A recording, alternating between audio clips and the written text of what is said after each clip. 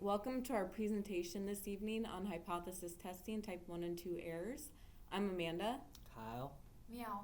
Miguel. And Roz. The first testing we're going to discuss is the null hypothesis. The null hypothesis states that there is no effect on the population. Basically what this means that there is not an effect on the population mean and the sample mean. They do not differ from each other. The example we decided to use, hypothetically speaking, a study done that compares how often males and females use their cell phones during class. The null hypothesis for this study would be that there is no difference in the amount of time that males and females use their cell phones during class. In this case, if the p-value is greater than 0.05, we fail to reject the null hypothesis. And there are two kinds of alternative hypotheses, one-tailed and two-tailed. And two-tailed alternative hypothesis means the population mean and sample mean is different. And there is no direction. And in this example, the two-tailed alternative hypothesis is there will be a difference in the amount of time males and females use cell phone during the class. Here is another alternative hypothesis named one-tailed hypothesis, which means the sample mean will be greater than the population mean.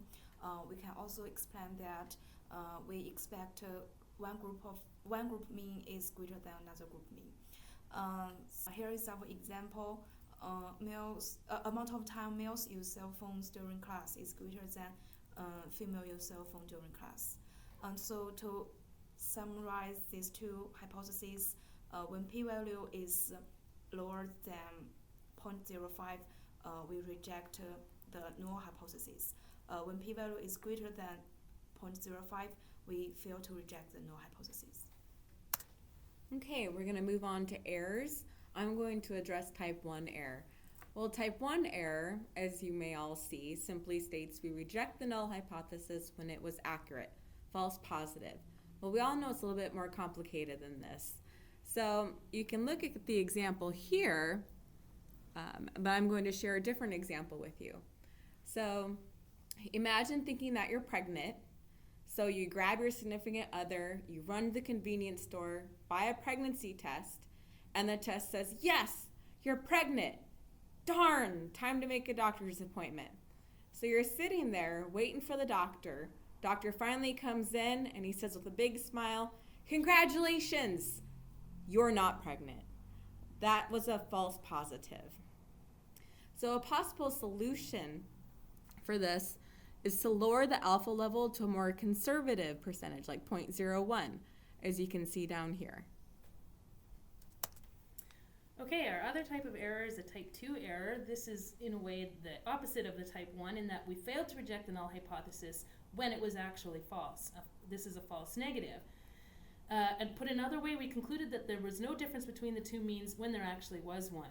Extending our lovely pregnancy metaphor, let's say you ran out and you got your pregnancy test and it said that you weren't pregnant, but it actually turned out later when you started barfing for a month that it actually was positive, that you were pregnant.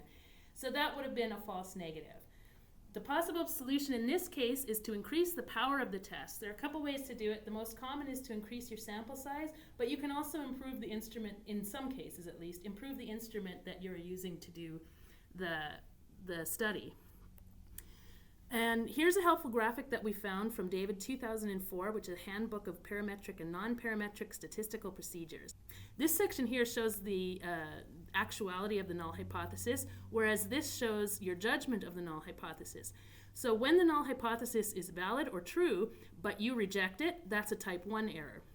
When the null hypothesis is valid or true and you fail to reject it, then that's a correct inference or a true negative. And when null hypothesis is invalid or false and you reject it, that's a correct inference or true positive.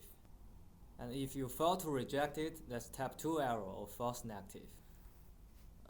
In summarize, type 1 error means when null hypothesis is correct but you reject it. And type 2 error is when null hypothesis is incorrect but you fail to reject it. Thanks, everybody. Thank you. Thank you. Thank you. Thanks.